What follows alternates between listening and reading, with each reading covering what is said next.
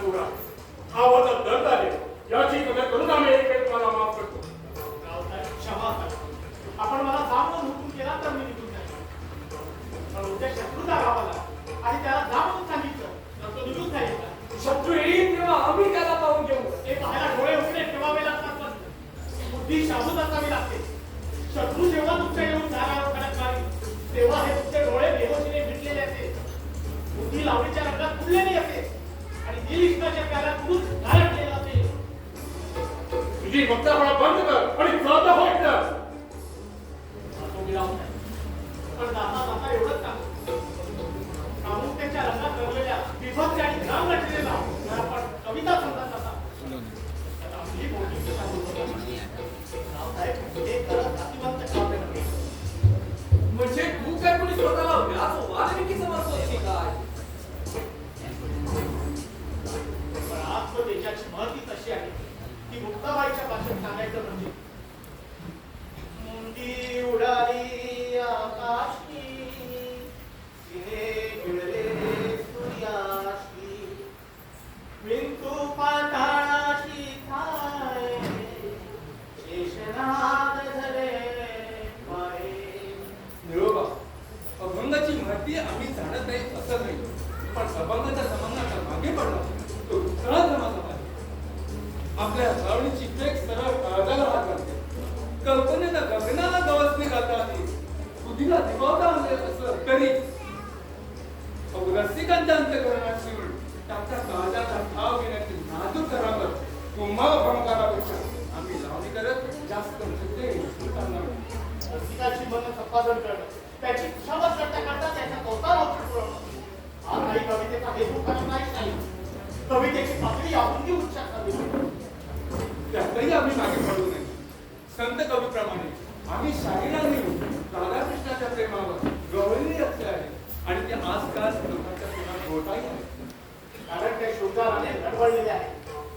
संतांनी रंगवलेला बाळकूट हा पुढे काढणार लागणार तरी दूध सोडून खाणारा लागला यशोदेचा नंद. व आईला मुलाप्रमाणे, बहिणीला भावाप्रमाणे, पतीला पत्नीप्रमाणे आणि मित्राला समुद्राप्रमाणे वाटणारा एक आदर्श पुरुष होता. नाव वाचलेलाच ते त्या घरात होता. जिथे केले आत्मना तेथे नेहमी विजेता. तुमच्या शृंगारी कवळीतून अध्यात्म शोधण्यामध्ये पार्वती पण डॉक्टर त्यातून खेळ काढण्यासारखा. पण आमच्या लावणीची लज्जत आणि हळूवारपणा ज्यापुढे संतांची अभंगवाणी निघली असती तर आज तमाशाला पडाऐवजी वारकऱ्यांचे मेळावेच दिसले. त्याचंही कारण उघड आहे. भांगेने नशा करतो म्हणून तुलाने करत नाही. तुम्ही राहणारी माणसं वर्तमान काळात जगतात आणि भूतकाळाची स्वप्न रंगवतात.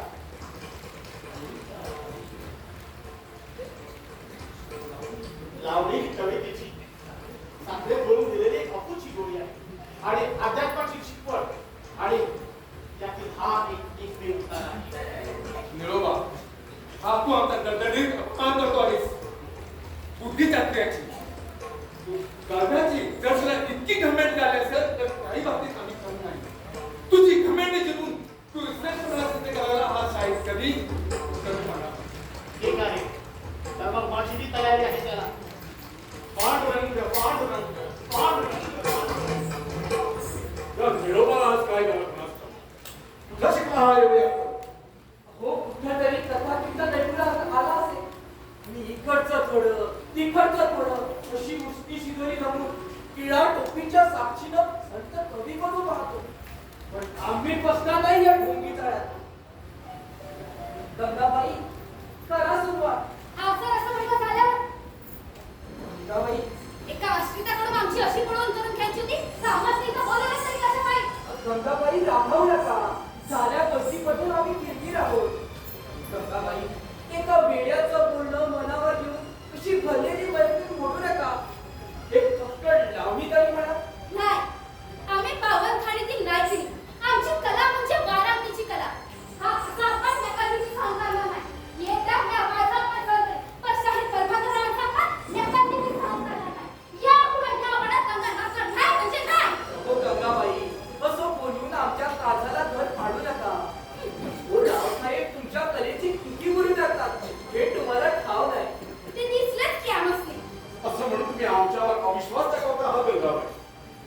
प्रतिनिधी म्हणजे या प्रांताचे राजे आहोत. तुमच्या कलेच्या गौरवासाठी आम्ही मोहराची रास उभी करतो. आम्हाची परवा नाही ते मोराची. काय? आमच्या बिदातीची परवा नाही. नाही, नाही, नाही. थांबाराव साहेब, गंगा नाचेल, गाईल. ज्या आकाशात गरुडाने छाप झेपतात, त्याच आकाशात एखाद्या पंख फुटलेल्या तासानं उगवून लग्नाला जाऊसरी गाण्याची भाषा बोलवण्याचा तू असा घडलेला तर एक सुंदरशी गाणी म्हणून नाही, नाही साहेब, ते आता शक्य नाही. आमच्या सत्याकडे नाही. मग आम्ही चालू कुठे? अहो थांबा तरी. आता कुठं? बाबा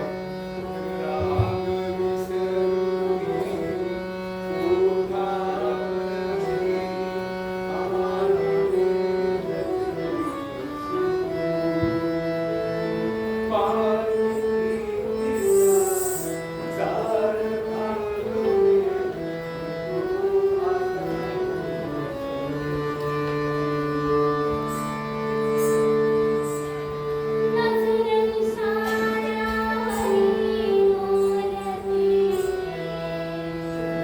तुमचा सारिया कीर्तीचा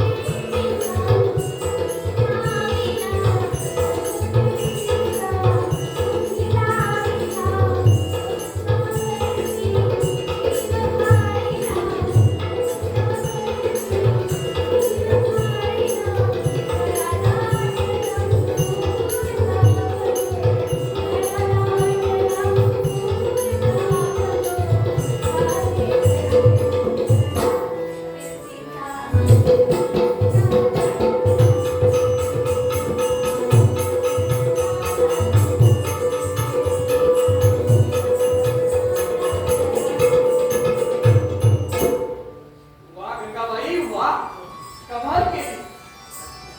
शाबास गंगा शाबास. आम्ही खुश झालो. आज तू आम्हाला आपल्या कलेची साक्षी पडली. आम्ही बक्षीस देत आहोत तुम्हाला. आम्ही खुश झालो आहोत.